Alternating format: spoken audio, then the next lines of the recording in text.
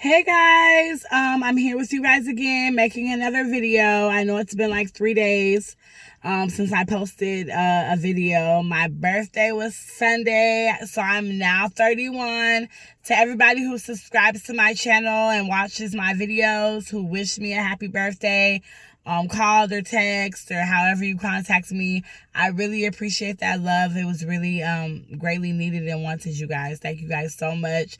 I'm honestly highly blessed by the Most High. I'm humbled to even see 31 and even still be here with COVID and everything else just going around, and the demons that we fight up against every day, that people are losing their life and not even waking up. So I'm truly humbled and I'm truly blessed. So on to this video. So I started my series on narcissism and narcissists on my last video when I talked about, are you in a relationship with a narcissist? And I kind of broke down those first 3 key factors to knowing if you're in a relationship with a narcissist. And so I talked about the love bomb, which is when you first meet the narcissist.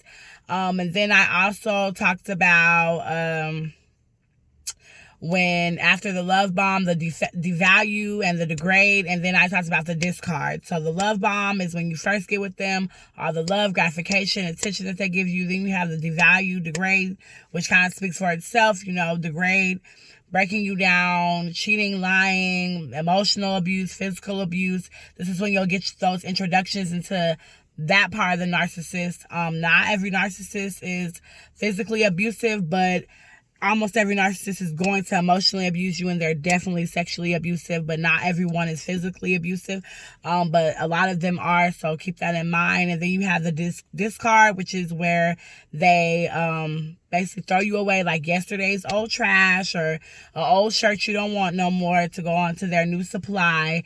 Or maybe they don't have a new supply set up, which is uncanny. They definitely have a new supply. They might not be in another relationship, but they definitely have other supply that they're going to go get to pour into them and give them this false sense of themselves that they need, because that's what narcissists are out here doing, looking for people to prey on to give them a false sense of their self. So from love bomb to devalue to discard, we now are in the what I like to call what's called the Hoover stage.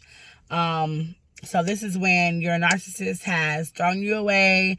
It's not you, it's me. They done gave you this bullshit excuse why they can't be in the relationship, or why they can't deal with you anymore. Maybe they didn't tell you anything at all. Maybe you came home from work and they was gone, or maybe they disappeared. However, you guys got into a big argument and they left and that was it, but they didn't give you too much of an explanation. However it was you've been discarded. You've been thrown away. They don't want you anymore. They have somebody new that they feel it's better for them to feed them better supply. First of all, let me say, for anybody who's watching this who has been discarded by your narcissist, you won. You are definitely the winner.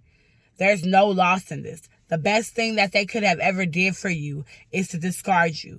Is to go ahead and let you live your life without them and their toxic ways, and to go on and spread their toxicity to the next victim that they're going to do, because that person is nothing but another victim in their long list of victims and people that they're going to prey on and victimize in their life. So know that you're the winner.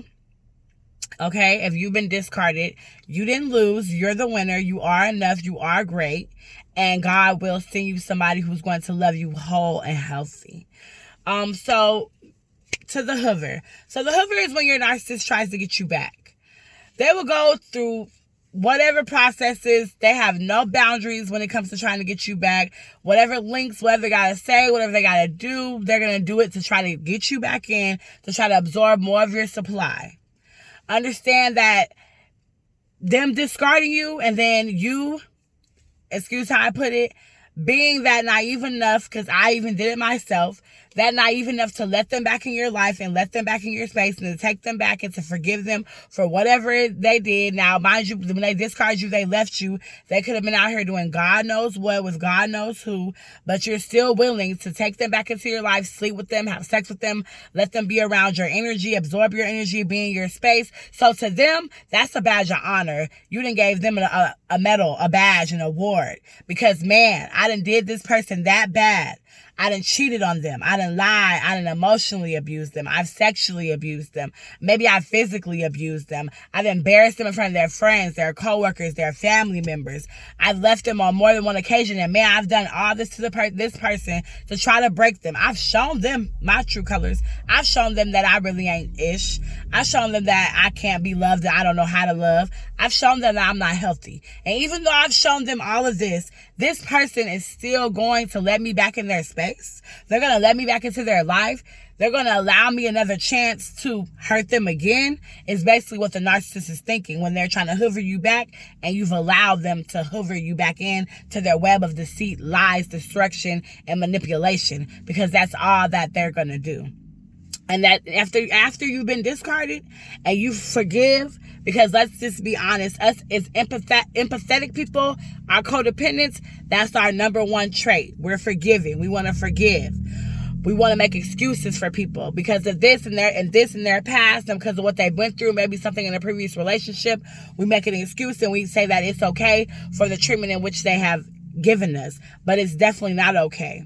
So you take this person back, that's only going to add to their ego and make them think that they can hurt you even worse the next time. So, and it will be a next time, because these people do not change. They do not get better. So once you take them back, once you forgive them, they're only going to hurt you even more than the last time they hurt you. So with the Hoover, it'll be no length to what they'll do to get you back, like I said. If they have to go through your friend, they will. If they have to go through your family members, they will. If they have to come to your job, they will. They're not against stalking you.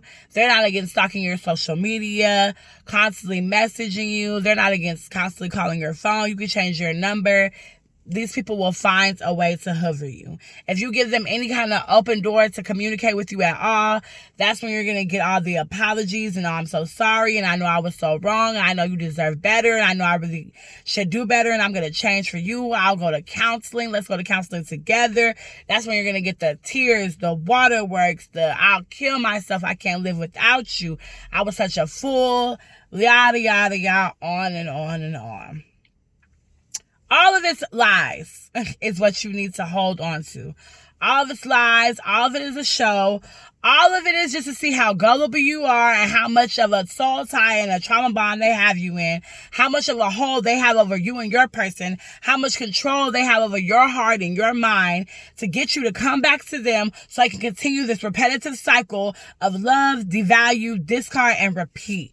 And this is going to forever be your life. And the longer you stay in a situation with a person like this who handles you and mistreats you in a way that's unhealthy for your being as a person, the more unhealthy you will be. And I'm not just talking about on an emotional level as far as depression and anxiety or PTSD or any of those things that we may suffer from. Oh, sorry guys, my lights cut off in my car. Oh my goodness. So you guys probably can't see me now, but I'm going to finish up the video because I am in my car. So even though, you know, you'll suffer from depression, you'll suffer from anxiety, you will suffer from these things. That's very true. But, okay, here we go. But you'll also feel physically sick when you're dealing with a narcissist, because constantly wearing your mind, your body, and your emotion out like that, going through a constant cycle where somebody makes you feel loved, but then within the same week, this person will make you feel like you're less than nothing, like they will literally do anything or say anything to break you down. That's going to start to impact your being and your whole body and the way you operate. It'll start to make you physically sick. You'll constantly be wondering in your mind, fizzling through these thoughts, trying to figure out why this is going on and why this person is like this. And the constant repetitiveness of that alone can cause migraines. The constant worry and stress can literally break your body down to where you'll have maybe problems with your stomach, with your gastro, or problems with your breathing, or problems with anxiety, and problems with just how you process things in a daily life, because you can't think straight, because your thoughts are clouded, because you can't operate and function how you usually would. You'll feel drained, you'll feel fatigued, you'll feel tired because you're wore out from the stress. Now, this is long-term in a relationship with a narcissist. So if you're early on in the stages with this person and you're seeing those red flags and you're seeing how this person is not really letting their actions match up to the words and the things that they've said. Or maybe there's just been red flags that made you step back and be like, you know, this person is a little off. They have ways that are kind of unorthodox that I don't really think are normal. It's best to take heed to those red flags. It's best to always listen to your conscious and the spiritual being in you and your intuition, letting you know when something is not right for you. I spoke about it in a previous video. We're all spiritual beings and we all have intuition. We all have the spirit of discernment if we pray to God for it. And it will let us know. It will guide us. It will keep us away from those people that mean us harm. When we must first seek God before we deal with people. A lot of times we don't even ask God for the spirit of discernment, whether somebody has ill will or whether somebody has good intent for us. And because we don't do those things, we end up in situations with people that aren't really good for us, have ill intent for us, and only want to be around us for what they can get out of us, for what they can use us for. And that's not healthy. That's not a healthy relationship. That's not a two-sided relationship where you're giving and you're getting back in the same return, which is what a healthy relationship is. So I'm here just to let you guys know that if you're being hoovered by your narcissist, or if you've been hoovered in the past and you've been discarded again and you're afraid of the hoover happening again, because they will come back in your life as long as you're let that door revolve. As long as the door is swinging back and forth and you're allowing it to swing it back and forth, that's how many times you're going to allow that narcissist in your life to continue to run over you like a doormat. They're going to continue to come in your life, use you for whatever assets you have, use you for sex, use you for money, use you for a car, use you for a place to stay, whatever it is you can offer to them that they're in need of, they'll continue to come in and use you for that and leave you as long as you leave the door revolving. Remember that during a hoover, they will make it seem good, they'll make it sound good. It may even appear that they've taken some steps to change and that they've started making those changes.